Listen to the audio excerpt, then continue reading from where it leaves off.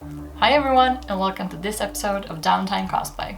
Today I am going to show you how I made the claws for Evelyn from League of Legends KDA K-pop star music video and splash skin.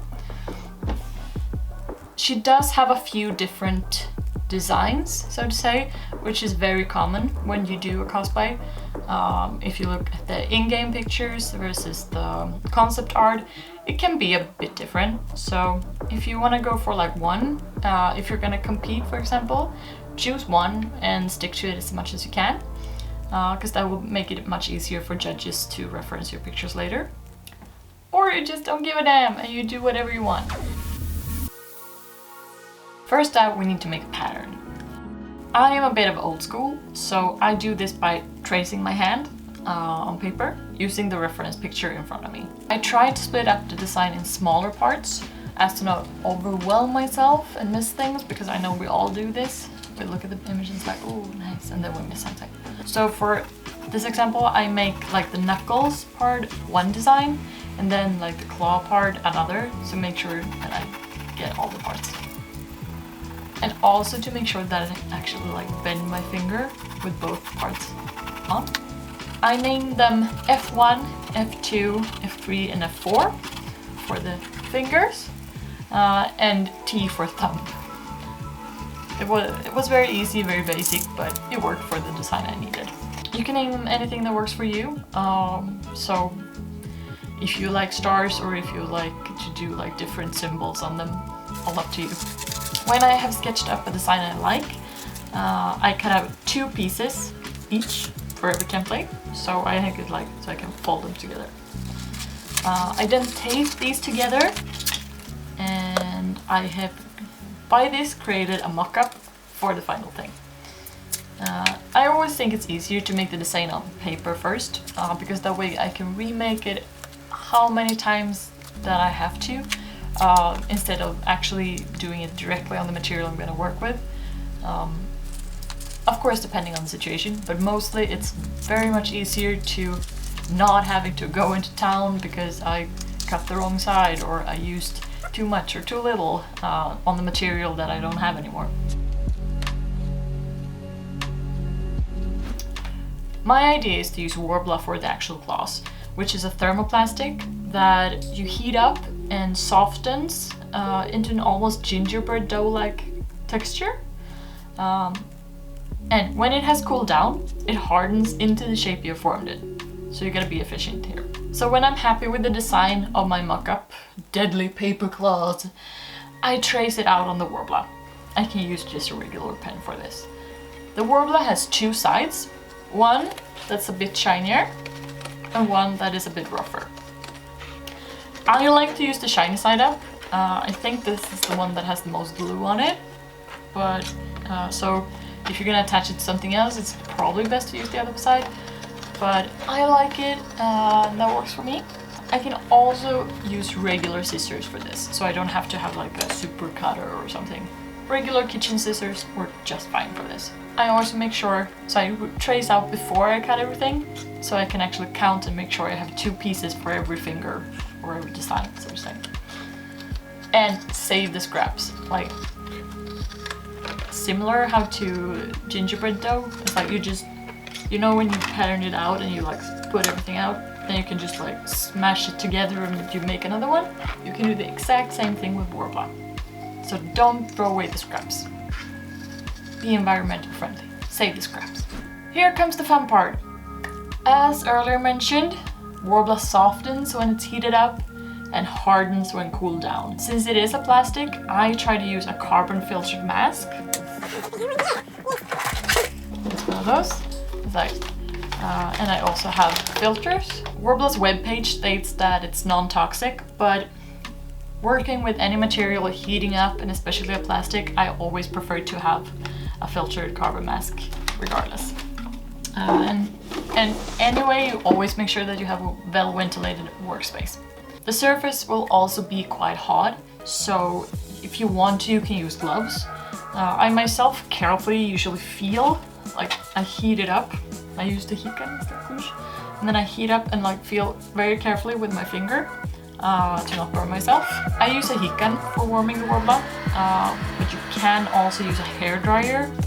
Worbla glues to itself, so when heated up, I just carefully form the parts together, like just carefully using my fingers or my gloves, if I wear gloves, to get them together.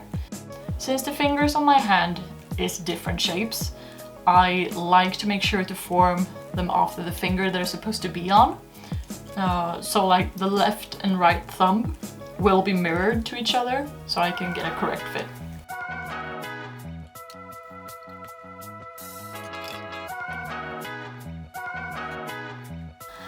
I also found using a wooden chopstick very useful for rolling pieces together. So if I have edges that I wanted to get rid of, I can warm it up and then use the almost like a glass blower.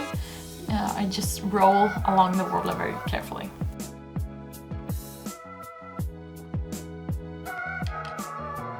In the end, it all comes down to practice. And good thing, if you mess up, carefully reheat it and start over, as it can be softened over and over again. So don't stress, take your time. To make sure that I will know which part will fit which finger, because like we did in the first part, now I do this on the inside instead. So it's like on the inside here. And can also number them if that makes it easier. So I can like pair them together since I now shape them after my fingers. It's also the time for final corrections before the painting process starts. So if there's anything you want to fine-tune, this is the time to do that. You can use a scissor to fix uneven edges and stuff like that. Very, very nice. But take your time until you're happy to go to the next step. Before painting, it's very important that we actually have a base the paint can stick to properly. If we paint directly on the Worbla, Worbla is actually a kind of like, yeah, it's a very flexible, bendable. So if we do that straight on, it could chip off, and you can sometimes even like drag the paint off, and that's not very fun after you spend a lot of time on your prop. So we need a base. I also made some holders for the glass with metal wire to make sure that they would dry properly, standing free.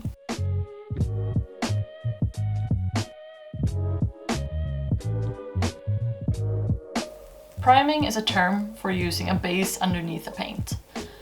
It makes sure that the paint sticks better, and also to make sure that it won't chip off. In my case, for this one, I used something that's called gesso.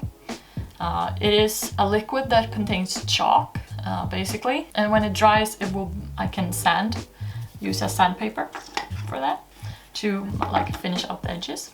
It takes a lot of layers between sanding and layering and sanding and layering, and also make sure that everything dries between. So make sure to do like thin layers, sand, thin layers, sand, thin layers, to make sure that you get a very good and even result.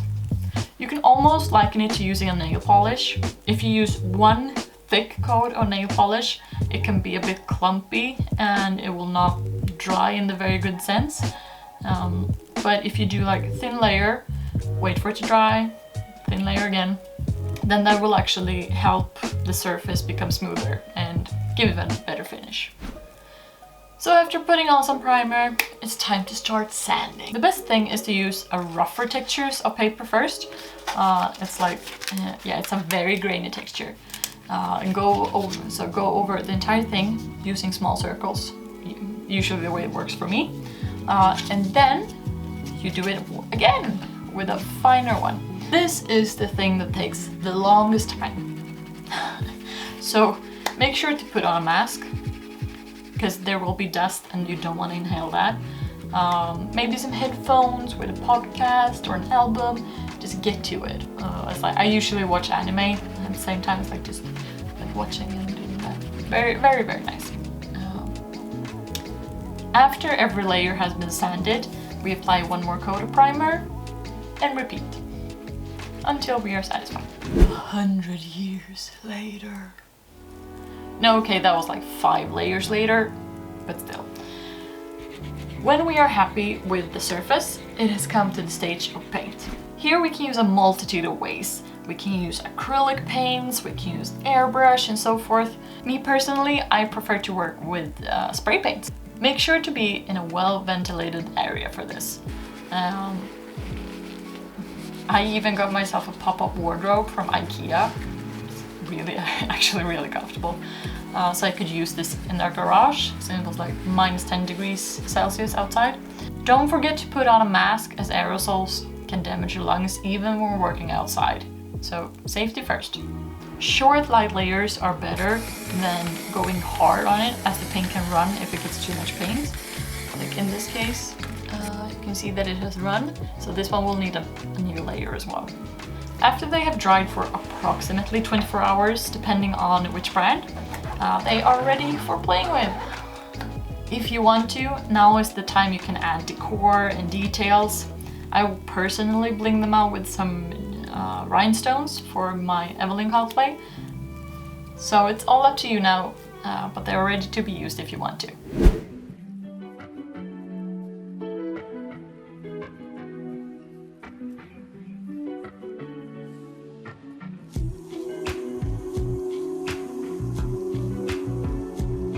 So, as you can see, I was on my way to say it's not that hard as it looks. It takes some time and it takes some work, but make sure to just go at it, and in the end, I think you will be very happy with the end result. This is a hobby, it's a craft. If you think it's fun, that's the only thing that matters. So, I hope you enjoyed this video, and remember, like, comment and subscribe if you like this, to see more of us here from Downtime, and especially Downtime Cosplay. I'm Grimalkin, and I'll see you next time.